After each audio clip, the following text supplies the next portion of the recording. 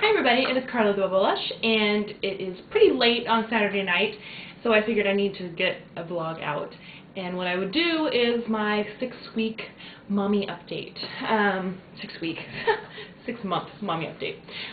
I have been busy tonight. Hannah went to sleep at like 8, and it is now almost 10. And I baked some sugar cookies at like 7 while she was just kind of winding down, and let them cool. And I have been decorating them. Here's one. You see? Using a different style of icing than I usually do. This one has like meringue powder in it. And I will include the link below to the website that I got it from. Her cookies are just freaking beautiful. And she has like a pickle, like ice cream and pickles that she does for baby showers and stuff, and she even makes like a pickle cookie look cute, so it's inspiring. Anyway, I really wanted to, I like decorating cakes and cookies and stuff like that, and I wanted to work on making, how do I say this, I wanted to just kind of do a test run of some just basic flowers, kind of see how the recipe works and everything, because for Hannah's christening in May, I want to do some decorated cookies, probably some like doves with an olive branch, and so I wanted to see how quick these came together. I want to freeze some of them and thaw them out and see what they taste like after that, because I don't know about traveling with them. Chris and I are going to road trip to Minnesota, where he is from, and Hannah is going to get christened there at kind of like the big family church. So that's really exciting. The scary thing, or like not scary, it's just kind of intimidating aspect of it, is that Hannah is going to be 8 months at that point, and probably very, very mobile and active and into everything, and it is a long drive from Oregon to Minnesota. So usually Chris and I are the type that when we road trip, we push through, and we pull like 16, 18-hour days. And, you know, we only stop once in, like, Montana. Billings, Montana, usually we stop at. And then we, you know, we kind of try to go all the way. And we're just not going to be able to do that with Hannah. And so it's just going to be really interesting to see what it is like to road trip with a small child. I would say baby, but she's just really not a baby anymore. She's just not. Yeah. I'm also going to probably make her christening dress. Those of you that remember a year ago, I made Christopher's sister's daughter, so our niece, made her christening dress, and so I really want to make Hannah's too. So, anyways, enough about Hannah's christening. I'll make more videos on that as the time comes. That'll be in May. So, life as a working mom at 6 months. I have been working now for 4 months, and I have to say that it's a lot better now. In the beginning, you feel so guilty. You feel so guilty, and you just, at least me, I hated being at work, because even though it was kind of it was a break, you know, I guess, and I got to talk to adults and stuff, I just wanted to be home with my daughter, and I hated that we didn't have better maternity leave here in the States. I hated that, you know, I had to go back to work. I wasn't ready, and Hannah wasn't ready, and it was really, really tough. Now that she's a little older, I take advantage of it, the fact that, you know, I get some work done. I can kind of get a break, I guess. You know, when I'm at home, because she's so mobile and she's into everything, you're on like high alert the whole time. And you're constantly trying to, you know, keep a 6-month-old entertained, which is practically impossible. And it feels like when I'm at home, I'm juggling a lot. And that's just the job of a mom, and that's what it is. And when I'm at work, it's just, you know, I have A, B, and C to do, and that's what I have to do. And it's almost easier being at work. So I appreciate it for the break that it is, but at the same time, the second I get home until the second I go to sleep, it is about Hannah and Chris, and that's it. Thankfully, I have been able to, we've been able to financially afford it, and my boss has been nice enough to let me use my FMLA protected unpaid leave to continue to work just 30-hour work weeks instead of 40-hour work weeks. So instead of working 4 10-hour days, I work 3 10-hour days. So I work Tuesday, Wednesday, Thursday, which means I have a 4-day weekend every week, and that is probably the only reason why I'm okay with being a working mom. I'm going to continue doing that up to the first year because FMLA, you have to use it up within the first year. And because I took so little time off when Hannah was a newborn, because I had a set date that I had to go back to work, I have been able to, you know, just use 1 day a week. And anyways, I'm not going to run out before she's a year old, so that's great. Working, like I said, it's all right. My coworkers are better about things now. I think they're used to the situation. The only downside is that someone that does the same job as I do, her last day was on Thursday, so now we're going to go into this week like a man down, and you know, I'm only working part-time, so everyone's just going to have to step up all the more, and I think the resentment level is going to probably come up for a little bit before it dies back down to where it is currently. But I guess we'll just have to see how that goes, because that person's not going to be replaced. And I keep having to tell people, no, I'm not going back full-time until, you know, maybe September. And even then, we'll reevaluate to see if I want to go back full-time. Yeah. So I did a video all about pumping at work, and I will include a link below about that. And some people have asked me about weight loss because I'm breastfeeding. Let's just not talk about that. Nope. Let's not talk about that as I eat a cookie. Depressing. So, I'm the kind of person that likes to do projects. I'm really crafty, and I'm not just scrapbooking. It goes anywhere from like home decorating to decorating cookies to scrapbooks to making cards to what was the other one? Sewing. And I really want to start knitting because I want to be able to make Hannah hats. But I'm okay with it. I'm letting that goal go for now because it's almost summer. You know, it's like spring, so she doesn't really need knitted hats right now. So that one can be delayed. The issue is that scheduling, you know, the only time I have to do those projects, obviously, is when I'm home. And when I'm home, I am with Hannah.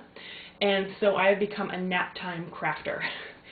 So there's lots of little projects that I want to get done, and I just have to do them, focus on them either when Hannah goes to sleep, when she takes a nap, or when she goes to sleep at the end of the day. And if I focus on the projects, if I work on them after she goes to sleep at night, I end up staying up really late, and then I kind of screw myself when my work week starts. So I'm really tired. And luckily, Chris is just a fantastic father, and he loves spending time with his daughter. So, like this morning, he got up. I stayed up with her last night. You know, I stayed up and did the last feed at like midnight, 12:30. It was late. And then I went to sleep, and when she was up at 6:30, Chris got up with her and let me sleep for a couple more hours. So that was really, really nice. We're a very good team, and I'm glad that with me taking Fridays off, and Chris currently has Fridays off, Fridays are our family day, and we might not get a lot done. We might just spend the whole day in our pajamas hanging around the house, but like those are the best days. So that's really, really nice. And I definitely look forward to Friday mornings. I wanted to talk about taking time for yourself, because it is something that I think I'm bad at. You know, like I said, I have projects and stuff, but I try to only work on them when Hannah is asleep, because when she's awake, I really want to just focus on her. And sometimes, you know, I'll do the dishes or something while she's awake and kind of have her playing her Jenny jump up, but for the most part, I'm really focused on her. And I feel awful when I'm at work because I just want to get home and spend time with her. So, you know, there are stamp clubs and scrapbooking clubs and stuff that meet at night, and I haven't been a part of them since Hannah's come because I just don't want to stay away from her any longer. I leave home at 6 a.m. and I don't get home until 6:30 p.m. and I don't really want to be any later than that, because I pride myself on the fact that, you know, I have seen her every day of her life, and I have spent time with her and held her and loved on her every day. And, you know, to me, sometimes it's just not worth it. But at some point, I think you do have to just take time for yourself. So on Thursday, like I said, it was my coworkers' last day, and so we all went out to this bar to happy hour afterwards. And, you know, we had bar food, and I drank an iced tea, and I didn't leave until 7. I didn't get home until like 8, and luckily Hannah didn't go to sleep until really late that night for some reason. But it was the first time, it was the very first time that I've gone out like with friends without Hannah. Usually I try to bring her along, and it was kind of nice, but at the same time, the whole time I just wanted to call home and see how she was doing. So I'm not really sure if I need to be better about taking time for myself, or if that's just not where my life needs to be right now. Do you know what I mean? I don't know. I think you do need to have a certain balance in your life, but the thing is that I love spending time with her, and I love being with her, and I don't want to miss out on any time. So I think it's okay that I mainly spend most of my time focusing on her. I don't know. I should probably get a therapist, because I'm just ranting to you guys. Okay, so goal for the next 6 months as a mom, as Carla, I really want to spend more time with just Chris and I. After I've said all that about spending time with Hannah. It's one thing to go out and just like spend time with friends and like blow off steam, but it's another, I think, to like really focus on your relationship without Hannah. You know, the only date that we've gone on is Valentine's Day. We went to a restaurant that is literally, as the eagle flies, less than a mile from our house. We were gone maybe 2 hours, and we came right back and hung out with Hannah. So, like, that was our big date for Valentine's Day. And, you know, other than that, I think when she was like a week old, my mom watched her, and Chris and I went to Target and picked her my prescription, but I felt awful, so that really wasn't us time. And other than that, you know, we just we don't get to spend a lot of time just him and I, unless, you know, Hannah's sleeping in the bedroom. We don't get to go out, just him and I. So I want to be able to do that more often in the next 6 months, and just kind of make sure that our relationship is strong, which it is, but, you know, just keep working on that. And I wanted to talk to you, just kind of something I was thinking of. In Oregon, you guys probably know that it rains a lot here, and it's kind of gloomy in the fall and winter. That's kind of what we're known for. And it's definitely true. And because of that, there's this thing called seasonal affective disorder, or SAD. And basically it's the depression that sets in during the fall and winter, because there's no light. It's not sunny. And the thing is that areas where there's a lot of snow, at least when the sun peeks out, you know, it reflects off the snow and everything's kind of bright, or when you look out, everything's bright with snow. And here we don't really get snow, and so it was just like dark and kind of dingy for a couple months out of the year. And, you know, I grew up here and I'm used to it, but it doesn't mean that it's like any easier. And so I could only imagine, I mean, the timing of the delivery being the last, what, I delivered her on the 19th, and the 21st is the last day of summer kind of thing, so like she's basically a fall baby. And so if I had to deal with postpartum depression and seasonal affective disorder, with it just being so dark and gloomy, it would just be awful. And so it makes me more, I can understand now how, like at every prenatal appointment, they were talking about, you know, the signs of postpartum depression, even when I'm like 12 weeks pregnant, because I think they really want to beat it into you that, you know, you need to seek help if you have postpartum depression, especially I think in this area, because sometimes I think it's just hard not to be a little depressed in the summer. So now that, you know, it's March and almost April, it's probably going to get a little rainier before it gets sunny, but summer is almost here, and so it's a time I think in Oregon this summer is that everyone just gets out and lives life to the fullest, because we know that we're going to have to like go in and hibernate for 6 months, you know, once the fall gets here. So I'm really, really excited for it to be summer, and I'm excited that Hannah's going to be like toddling around most likely this summer, because, you know, we can go to the zoo and go out and do things, and she can kind of get out and explore. So I'm really, really looking forward to that. That is definitely our goal for the next 6 months. Yeah. I think that's about it. That's kind of where my mind is at right now, 6 months in. I love, love, love Hannah. Love her to bits. Now that she is saying, I should probably say this, she's saying, the other morning she looked at me and she said, Mama, and she looked at Chris and she said, Dada. Oh, she probably set it up. So Chris is in bed.